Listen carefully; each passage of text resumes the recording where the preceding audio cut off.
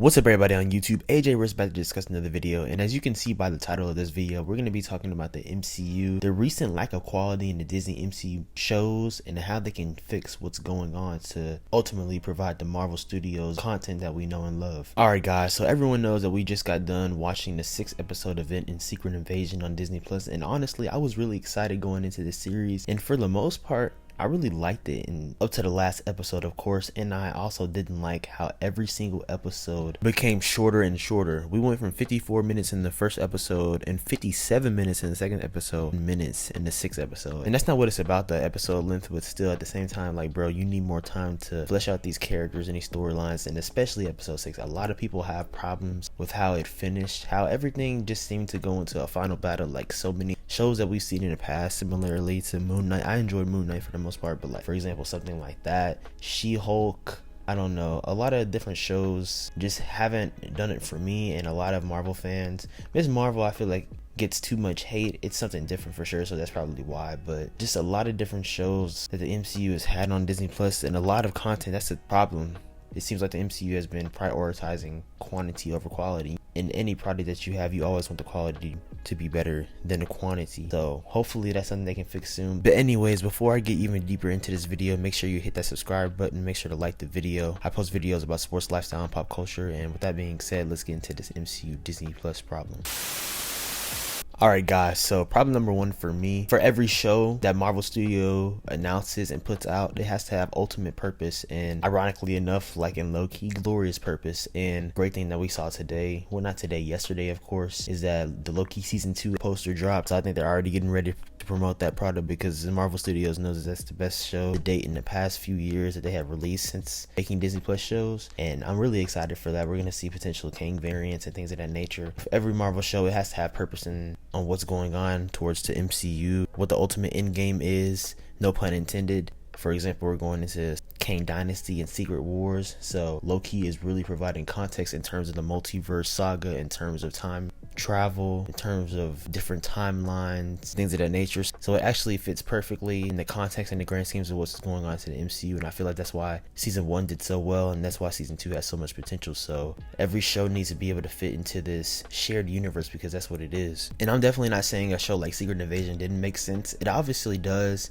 It is very intriguing to have a thing like the Skrull storyline going on, events heading up to Secret Wars and stuff like that, but the thing is, you have to make sense of why people like the Avengers aren't involved, and they kind of dove into that in Secret Invasion, which makes sense. And we saw in that final battle, which I think was cool in concept, but it was just really a lot for me, you know, seeing Gaia have all of those different MCU powers, and then seeing Gravik as well. And one thing that I want to say, I really did like Gravik. Some people have told me that they think that he was typically like any other Marvel villain. I knew they were going to end up killing him off. I think that he wasn't bad. I thought that the potential Fantastic Four villain, since it's not going to be Doctor Doom like it has been in the other films, which is probably a nice change of pace, I thought it could have been a Super Skrull in Gravik, but we'll see what they decide to do there. But I don't know, just like I said before, Secret Invasion, especially that last episode, fell flat. It has a low Rotten Tomato score for a reason. You shouldn't always look at that service for quality of shows or movies, but they're actually accurate with that one because it wasn't that good. It has to make sense in what you're doing into the MCU, and the Skrull Secret Invasion storyline definitely can. Another point for sure is quality. Quality has to be emphasized in this.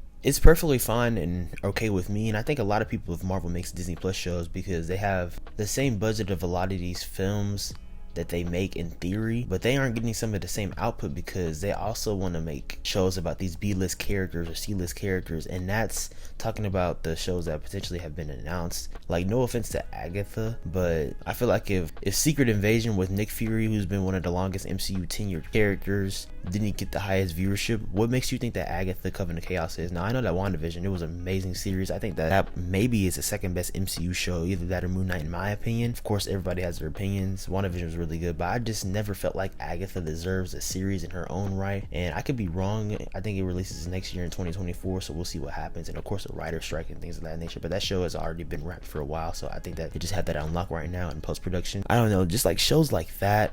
I think that the Disney special presentation is really intriguing. Of course we got Werewolf by Night last year. That's going to be really good. I feel like they introduce different characters, but I think it all has to make sense. And of course with the Fox merger and things like that, it seems like things are more complicated in terms of just being able to introduce new actors playing these mutant characters, or playing the characters that Fox owned. That's why we're seeing people like Hugh Jackman return as Wolverine in Deadpool 3, and it does suck because the writer's strike, and not only the writer's strike but the actor's strike, is playing a role in the production of these future Marvel shoots and just future shoots in Hollywood in general. So there could potentially be more delays. I wish these actors could just get paid. These greedy studios stop being stingy with money, because at the end of the day, the actors are the reason why these movies are being so good. Obviously the studios play a role, but the talent is what we see on camera. But anyways, getting back into my main point, things like that and the writer's strike and the actor's strike, but more so the writer's strike, will really play a role in terms of quality of these potential future MCU shows and MCU movies. Like, man, if you aren't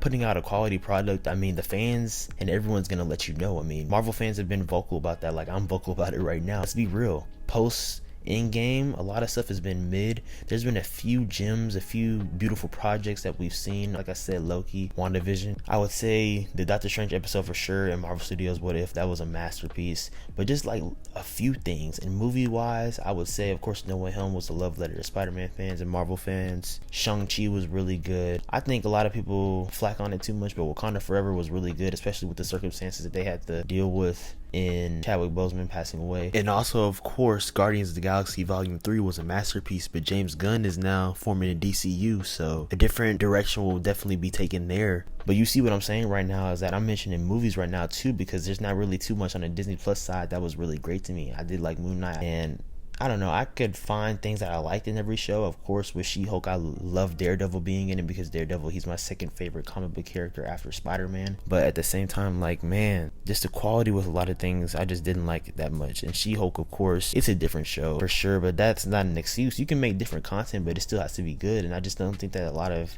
Disney Plus MCU content has really rose to the occasion and the standards that we expect from Marvel Studios. The last point that I want to make about the MCU problem, and really the biggest problem for me, is that what will the future hold with this content? I don't think that oversaturation in the superhero genre is a thing. You can continue to make great stories about these characters because they are based off of comic books, and we've seen plenty of different films, movies, shows based off of books in general that are also fictional be able to continue to be great. So the thing with Marvel, it just has to all make sense and actually be good. We can see definitely different takes on characters and potential characters that we haven't seen before in live action, because Marvel has so many iconic characters, especially being in the MCU, being able to be in the same playground now with them owning most of their characters. Of course, even being able to have Spider-Man in MCU, so that helps as well. But just in the future, like, what will these shows ultimately do for different characters? They announce a lot of stuff gets rumored and ends up ultimately confirmed, but I feel like if you have 3 shows per year in the MCU, that's good. You don't need to be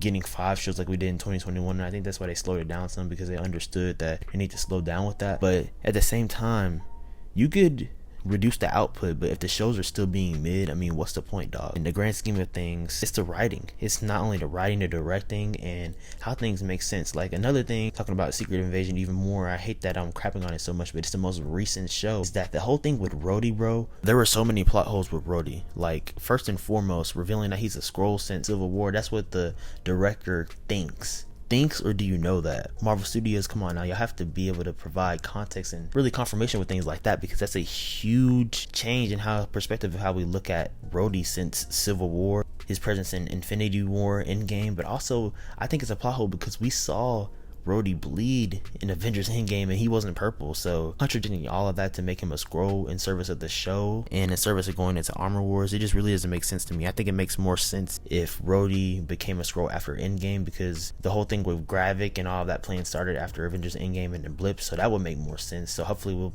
be able to get better confirmation of that. But just in the future, going into things like, will this Disney Plus content really hold up? Disney CEO and head Bob Iger, he said and even acknowledged that Marvel Studios, their magic was from the movies for sure, and he has stepped down I think for a couple of years and re-stepped earlier this year or last year, being back into that role. And Marvel Studios just really has to get things back going right. I mean, we love these characters. Me personally, I love Marvel so much. I love DC too, but I love Marvel. There's nothing like Marvel. In phases 1 to 3 in the whole Infinity Saga, I mean, that was legendary. And I hate to say this, but a lot of people saying the MCU is falling off since Endgame. I mean, it's looking right in those areas, and I hate to say that. That hurts to say that, but you need to really step it up, especially with these Disney Plus shows. If you're gonna make these shows, they need to be great.